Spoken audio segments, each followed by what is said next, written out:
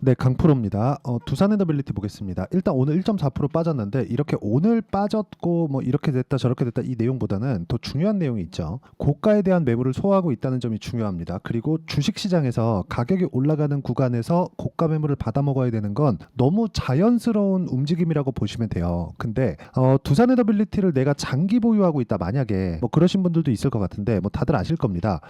부침이 심합니다. 두산그룹이 원래 부침이 심합니다. 근데 요즘에는 움직임이 조금 다르다고 보시면 됩니다. 여기 보시면 두산에너비 말고도 두산이나 지금 최근에 원전 관련주로 강세를 보이고 있는 우리기술 이런 쪽을 보잖아요. 원래부터 이쪽 동네가 부침이 심합니다. 등락이 커요. 그리고 시세를 낼 때는 강력하게 되죠. 이쪽에서 대장이 어디냐? 딱 집으면 두산에너빌리티가 맞습니다. 하지만 두산에너빌리티 같은 경우에 시세가 두산보다 더 늦었습니다. 그러면 두산이 먼저 움직였고 그 뒤를 우리기술이 따라 붙었고 우리기술이 따라 붙는 걸 보고 두산에너빌리티가 붙었는데 여기까지 붙었다는 건 돈이 들어왔다는 겁니다. 두산에너빌리티는 웬만한 자금으로는 주가 상승을 이렇게 못 만듭니다. 절대 못 만들어요. 자, 이걸 어디서 볼 수 있느냐? 이 내용 보시면 되는데 지금 현재 오늘 거래 그 대금이 나온 부분만 보면 870억이 나왔어요. 그런데 여기 고가 돌파했었던 5월 말 5월 27일 요 구간에서는요. 정확하게 1조 4천억이 하루 만에 터졌습니다. 매집 구간이 진행되고 있다는 거죠. 자, 수급을 간단하게 볼게요. 수급을 저는 그렇게 중요하게 보진 않습니다. 그런데 외국인들이 언제 들어오는지를 보셔야 됩니다.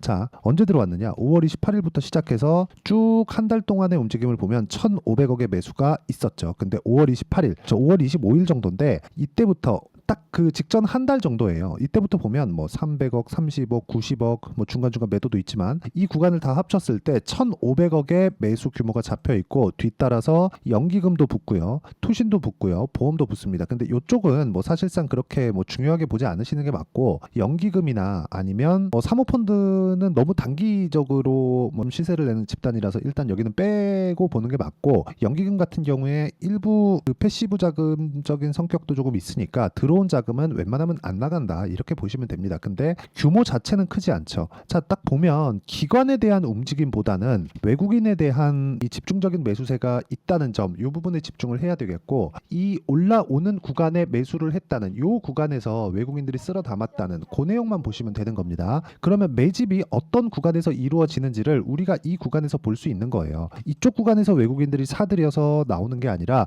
올라가는 구간에서 고가 돌파시키고 돌파하는 시점에서는 과거에 물려 있었던 매물이 쏟아져 나오기 때문에 이쪽 구간에서 우리가 봐야 되는 내용은 정확하게 매집 구간이다. 매집 구간에 맞춰서 신고가 돌파 이후에 매물 소화 과정, 매물 소화 과정을 버티는 과정에서 22평과의 이격도를 좁혀가는 그런 과정까지 거쳤습니다. 이런 구간에서 시장까지 어느 정도까지 완만하게 조정을 받고 있는 그런 상태이기 때문에 시장보다는 월등히 강한 움직임을 보이고 있다고 보시면 되고 이 구간에 맞춰서 우리가 봐야 되는 건 가격입니다. 원전 관련된 내용은 사실상 대안이 없습니다. 그래서 이런 이슈 때문에 움직일 거예요. 저런 이슈 때문에 움직일 거예요. 이런 부분들은 그냥 싹 다 무시하시면 됩니다. 이런 부분들은요. 어차피 뒤에서 붙어 나올 수밖에 없고 머스크가 그렇게 얘기를 했죠. 지금 현재 인류에서 부족한 거 첫 번째 A 반도체, GPU죠. 그리고 두 번째 변압기, 전기 쪽입니다. 세 번째 전기입니다. 전기. 근데 여기서 탄소 배출에 대한 문제가 딱 걸리죠.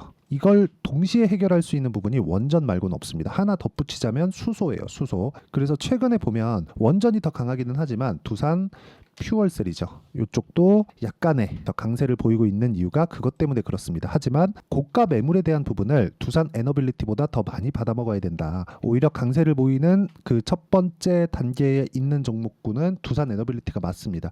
이 종목군을 어떻게 공략해야 되는지가 중요하고 정확하게 타점을 어떻게 잡는지 그 내용부터 이야기를 드리자면 자, 첫 번째 전기 중에서 변압기가 먼저 부족하다고 했죠. 그게 제가 이야기를 한 게 아닙니다. 일론 머스크가 그렇게 얘기를 한 거고 그래서 변압기 관련주, 전기 전선 관련주 이쪽을 보면 당연히 재룡산업, 재룡전기 이쪽으로 우리가 매매를 이어갈 수 있습니다. 자, 내용 보시면 올라가는 구간에 매수를 했고 타점을 어디서 잡았는지를 보세요. 그리고 나서 그쵸 며칠 동안 34% 정도의 수익 구간을 만들어냈고 그리고 조정 이후 즉 지금 두산에너빌리티가 받았었던 22평까지의 조정 하지만 재룡산업은 변동성이 크기 때문에 62평까지 떨어졌고 반등을 하는 과정에서 내가 매수를 어디 유지했는지를 보시면 됩니다. 지금까지도 수익 구간이고 내일이라도 떨어지면 바로 매도하는 구간으로 들어갑니다. 그리고 그 내용에 대한 부분은 제가 계속해서 말씀드리지만 가격을 확인하고 매매를 해야 된다. 이 부분 반드시 기억을 하시고요. 다른 종목을 보더라도 마찬가지입니다. 최근에 반도체도 강하니까 반도체 종목군들 중에서 한 종목을 봐라 그러면 IC 같은 그런 종목인데 어떻습니까? 올라가는 구간에서 내가 계속해서 매매를 하고 있다는 점, 이게 중요하고요. 내일 되면 지금 마지막 보유하고 있었던 그 물량을 매도할 예정인데 약간 손절이 나올 것 같아요. 그런데도 불구하고 제가 매매한 구조상 이쪽 구간, 이쪽 구간, 이쪽 구간, 이쪽 구간 이렇게 수익을 냈었던 그 수익의 폭은 8%, 17%쭉 내려보면 20%씩 이렇게 수익이 발생을 했다. 매매는 가격이 먼저 반영하고 그리고 나서 실적을 확인하는 그 과정을 거쳐야 되는데, 그렇죠? 이 실적 확인까지 가려면 사실상 연 단위가 걸리기 때문에 여기까지 가는 게 아니라 피어그룹의 움직임을 보는 겁니다. 예를 들어서 반도체, 내가 YC를 보고 있다. 그러면 YC만 보는 게 아니라 하이닉스 보고 삼성전자 보고 엔비디아까지 보는, 이러면서 어떻게 시세가 유지되는지를 보면서 우리가 관련주들의 움직임을 체크하는지, 그게 가격 전략이고 제가 이야기를 드리는 단기 보유 전략입니다.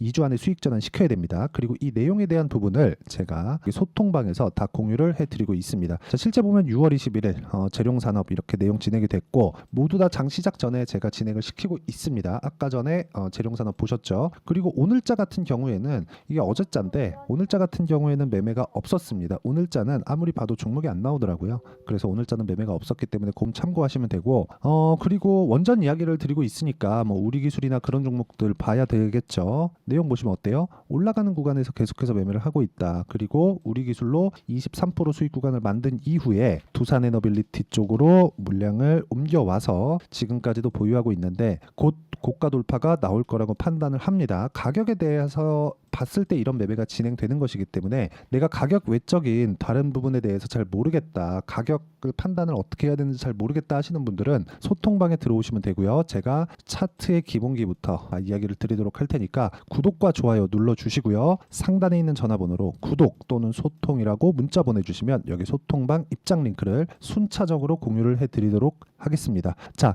가장 중요한 건 그거예요. 가격. 그리고 제가 어떤 타점, 어떤 구간에 공략을 해야 되는지까지도 이야기를 계속 드렸는데 여기서 봐야 되는 내용은 우리가 매매하는 구조를 어떻게 잡고 있는지입니다. 그렇죠. 두산에너빌리티를 보세요. 제가 언제 매수했는지. 저는 원전에 대해서 계속 좋게 보고 있었지만 올라가는 구간에서 매수를 했다는 거죠. 좋게 보고 있었으면 사실상 그렇잖아요. 지금 내가 매수한 것보다 여기가 더 싸고 여기가 더 싸고 여기가 더 싸잖아요. 그럼 여기서 매수할 수도 있는 거잖아요. 그런데 그게 아니라 고가 돌파를 확인하고 매수를 했다는 점이 중요하고, 그러면 원전 관련돼서 먼저 움직였었던 종목이 뭐냐? 두산입니다. 첫 번째. 정확하게 이렇게 확인하고 매매를 했다는 거죠. 이쪽 구간 매매 안 한다는 겁니다. 그리고 첫 번째 고가 돌파 구간에서도 매매를 안 하고 확인하는 과정을 거쳐야지만 매매가 진행이 되는 거고, 그래야 여기 14.7% 정도의 수익 구간을 단기간에 내가 낼 수도 있고, 그리고 원전을 똑같이 보고 있으면 두산 이후에 나오는 우리 기술이나 그런 종목군들을 내가 추적 관찰을 해 갈 수 있겠죠. 그래서 이런 정도의 수익이 지속적으로 발생을 하는 거고, 이게 연결 지어져서 두산 에너빌리티까지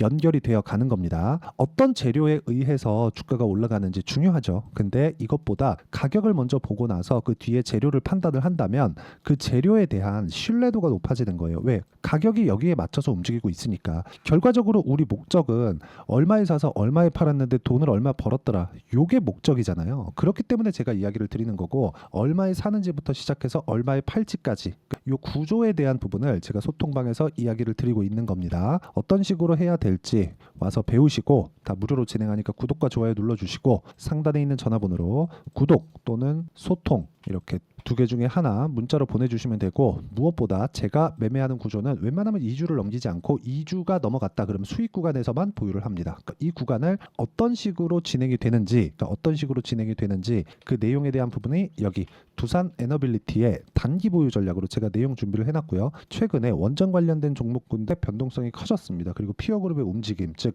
두산에 대한 움직임과 두산 에너빌리티가 22,000원을 넘어가게 됐을 경우에는 이쪽이 대장주로 업 업종 전체를 끌고 갈 겁니다. 이쪽 구간에 대해서 어떤 식으로 판단을 해야 될지 제가 단기 보유 전략을 활용해서 실시간 타점을 문자로 공유를 해드리도록 할 테니까 상단에 있는 전화번호로 두산이라고 문자 보내주시면 제가 단기 보유 전략과 실시간 타점을 문자로 공유를 해드리도록 하겠습니다. 자, 내용 정리하면 그렇습니다. 원전은 대안이 없다. 근데 가격이 먼저 움직인다. 그렇죠? 원전에 대안이 없다 그래서 지금 당장 두산에너지가 실적이 어마어마하게 좋아지고 그러지 않는다는 겁니다. 그러면 내가 실적을 보고 있으면 늦어요. 그렇기 때문에 가격을 보는 게 맞고 가격 외적인 다른 부분을 우리가 판단하지 말고 가격을 보고 나서 그 다음을 보자. 이런 부분을 보기 위해서 내가 가격을 어떤 식으로 내가 그 가격대를 판단을 하고 어떻게 내가 이 분류를 해 나가야 되는지를 가장 쉽게 표현해 드리도록 할 테니까 영상 끝까지 시청하시고요. 모든 분들이 성공 투자하셨으면 참 좋겠습니다. 자, 24년도가 돼서도 시장은 여전히 어렵습니다. 자, 근데 시장은 항상 어려울 거예요. 앞으로도 계속해서 어려워질 겁니다. 자, 근데 제가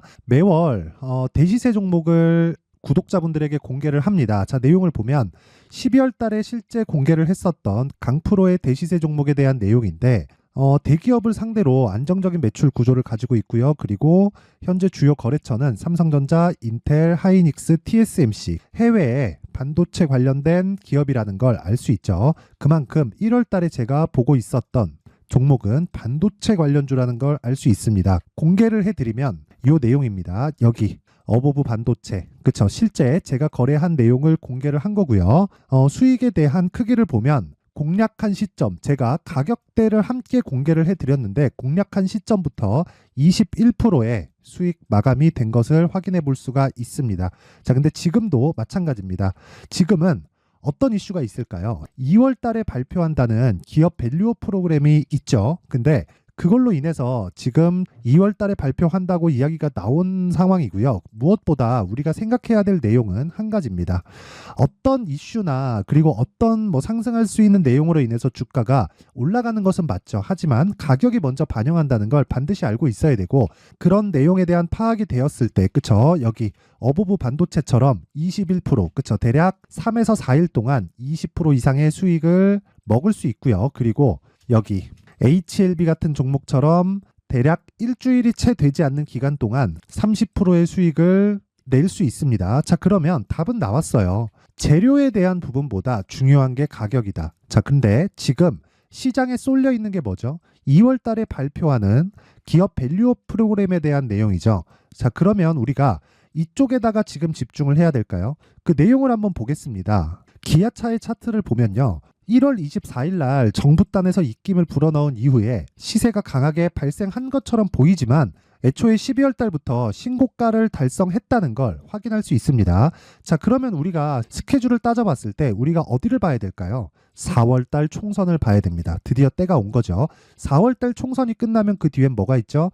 대선 전국으로 들어갑니다. 그러면 우리는 4월 달 총선부터 시작해서 대선까지 이어질 수 있는 종목을 찾는 게 정말 중요합니다. 그게 정부 정책의 방향과 그리고 스케줄에 맞춰서 가는 거예요. 정치적인 상황에 따라서 주가가 움직이는 걸 우리는 수도 없이 많이 봐왔기 때문에 스케줄에 맞춰서 가는 게 지금으로서는 답이 될 수 있습니다. 그리고 무엇보다 어느 정도의 시세를 내는지 그 첫 번째 단계인 상황을 그쵸? 제가 12월 달 밝혀드렸었던 대시세 종목으로 이미 공개를 해드렸기 때문에 그쵸? 어떻게 제가 매매를 했는지까지 다 보여드렸습니다.